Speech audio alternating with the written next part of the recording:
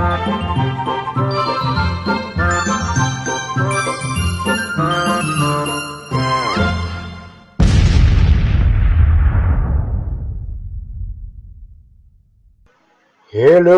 interweb. This is Dannage. Welcome back. Welcome back. Here we go. We've got a station. We're doing some stuff. We've just been on another mining run. And very importantly, have made a bit of a discovery. I say a bit of a discovery. We've been told what we were doing wrong. Watch this. Let me get out. And then... Oh, yes. Did you see? Did you see the cargo? The cargo dropped slightly, didn't it? The cargo. There you go. Where's it going? Where's it going? Oh, who knows? Maybe to my station. Yeah! That's right. That is right. This is now transferring all of the goodies from my docked ship without me having to touch anything. Hoorah!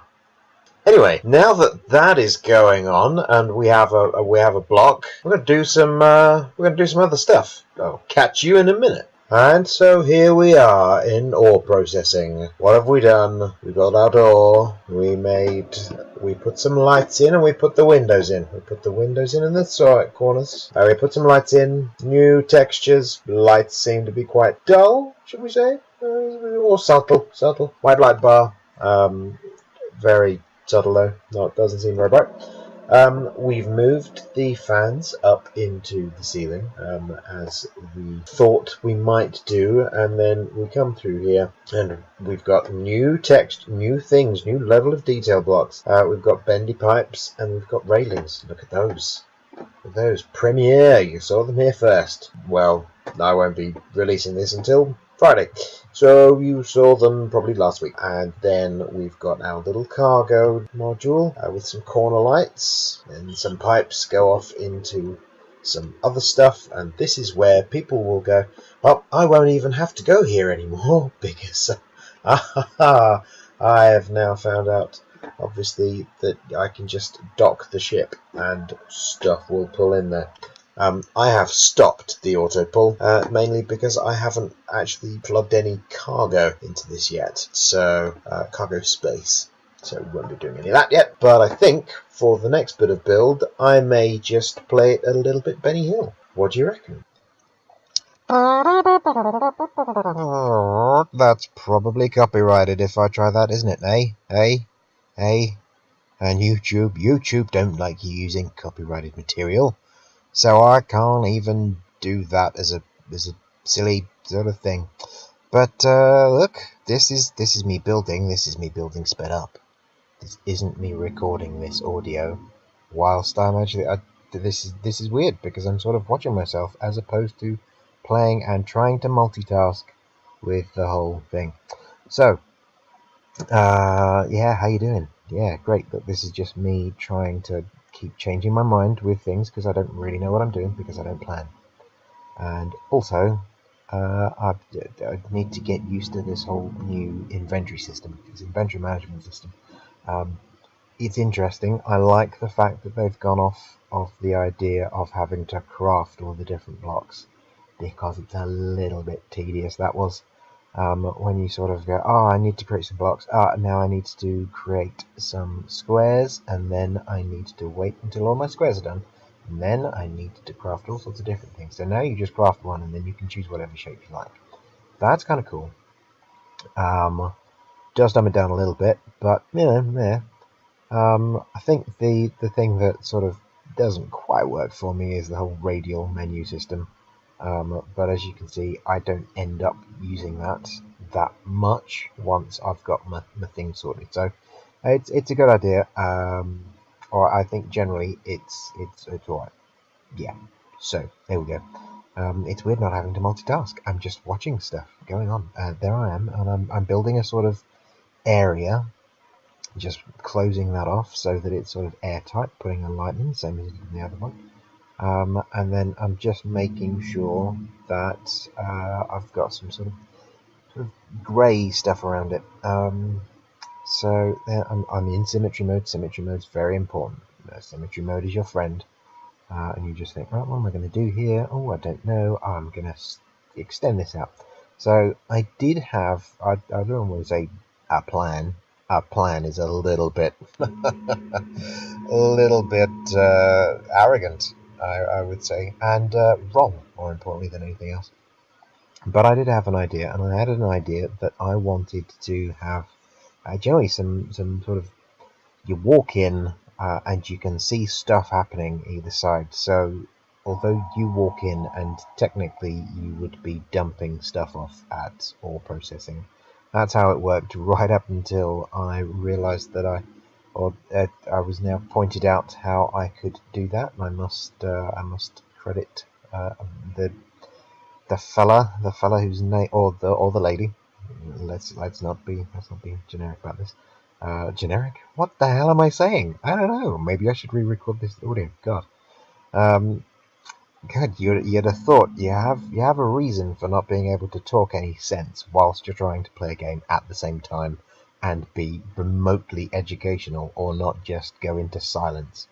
You watch a lot of these building games and then people just silent because we're concentrating. But you would think that when I'm just watching back a video and I'm not even talking about the stuff that's happening in the video, I would be able to do it. Why don't I just talk about it? Yeah, so either sides of the walkway that you get into, I'm building stuff as I'm going here. Obviously I'm just popping back in. I'm going, oh, I need some lights. Oh, I need some entryways here. So there will be sort of an area either side of where you walk in, which will be a sort of cargo loading platform. It's not going to be a real working cargo loading platform because I'm automatically pulling all of my cargo, so I don't need to. That's a little bit irritating with the light there. There is actually a wedge on both sides of those lights. One of them you can see, one of them you can't. I do take that out in a minute. But now I'm just trying to get some space around there, so I've got a little sort of doorway. So I've got a doorway, yeah, great, I've got a doorway, I'm coming in there, and what am I doing? I'm going to cut out some hole, because I want, people are going to look, and I go back in there, so I just went back into the middle bit for a second, to see what it would look like from the inside. And what we are about to do now is go back into real time. Exciting. So that's enough of that. We've done some stuff. It's mainly decorative at the moment. This is why we've largely been skipping past all of the stuff and not really talking and giving you any advice and just building this stuff, because none of this here is important. What's important for your starting this is to get a spaceship that has plenty enough salvage modules and enough shields so that you can survive, enough thrusters so that when your shields show you that you start to take some hits, you can get out of there really, really quickly. But really, it's from a station perspective, what's important here is how you set up your initial drop-offs. Now, I'm essentially going to clone this same sort of setup as I've got here in the darkness where nobody can see, but effectively it will be a cargo point that acts as my drop-off point. Now that's going to be the one that we've got here. That is then to be connected to a capsule refinery. The capsule refinery is to be connected to enough cargo space. Well, you need also enough cargo space connected to your drop-off point to make sure that you can dump loads of stuff in there. Then your capsule refinery, or this is how I do it anyway. I have a drop-off point with the cargo block. I have a capsule refinery that will pick up things from my drop-off point, just the obviously the raw ores, the materials. Then I have a thing that picks up those capsules, and then that's my main cargo store. And normally on the station I'll have more than that, because this is a fair amount of goodness. But if you're playing on somebody else's server, you will find that this row across the top that produces pretty much just paint, you will have 10 times as much of that as you do any of these other blocks. Obviously that is why I changed the server, because on Ragnarok I've got like 20 million of each of these things, and I've got roughly the same number as I've got here of those bits, and 20 million of these capsules each, mind you. So that's 160 million blocks. That takes up a lot of space, and you just think, well, so I can't get rid of it because eventually I will need that paint, so there's no point throwing any of it away. It's just that I've got so much. Oh gosh, what shall I do? Which is why I changed the settings, not just to cheapen the mining experience, but actually just to stop the waste, really, and even it out. And I will obviously use a lot more of those coloured blocks when I'm doing my coloured hulls, but at the moment I'm going sort of industrial area, so I'm going grey. So that's the sort of the most important setup. What I will also do, you need all of your factory blocks to be connected to that cargo store, because that is the cargo store. This is all you need to produce any block. All right, this is all you need to produce any sort of basic block in the game. The only things that you can't make from this are things that are made from other blocks that you make from this. For example, some hazard armor needs to have yellow hull and standard hardener, and you build the standard hardener from the cargo stores.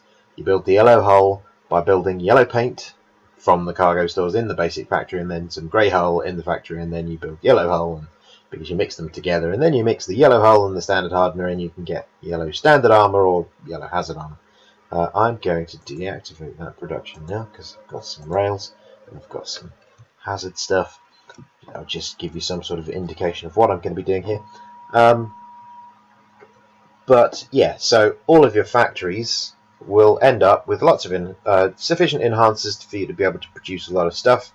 And I will go into that in more detail, but I largely have 3 sort of tiers of factories, if you like, of each. So of the basic, the standard, and the advanced, I've got some low throughput ones, medium throughput ones, and high throughput ones, and that can be like 1 block at a time with no standard enhancers if you just need an occasional one-off thing. 10 blocks normally, or 10 enhancers if I want to produce 20 or 30 of something, and I don't want to suck dry all my cargo, and then hundreds for a big thing. I know some players actually do 10, 100, and 1,000. So you can really do whatever you like. It's going to depend on how big your production facilities you're going to need. I never tend to build that huge, so I never tend to need. I think the most I've got at the moment on Ragnarok certainly is 640. I've got sort of 9 factories, 3 of each of the advanced ones, so that I can be building a high throughput of 3 different things. As you've been watching, if you watched the sped up bit very carefully, you will notice that I kept having to come back to my factory and say, oh no, build something else. Oh no, now I need something else. Oh, now there are a lot of veterans thinking, oh my god, just build 5 basic factories. And yes, you do need that. But what's going to happen is I'm going to have my industrial or my manufacturing area on the other side of this wall somewhere, and that will be accessed from the other side. You will have, this is literally an ore drop-off point. So your little miner's there, and the only thing I've done with that miner so far, you can see I've added a few little bits, is because I'm going to stick, you can see the starting point here for a universal docking port. I was going to put it back here so that I'd walk forward into this, but then people would be walking out into the thrust plume, which if you think about it, should get quite hot, and if you exit the ship whilst moving, you would fry all your astronauts. Well, depending on what kind of propulsion you're using, I suppose. So, but I'm trying to be semi-realistic here. Don't put astronauts right next to the thruster. So I think what we'll do is we shall call it there. I did tease that I was going to do something here, but I'll show you that next episode, and we'll keep it short. Okay, see you next time.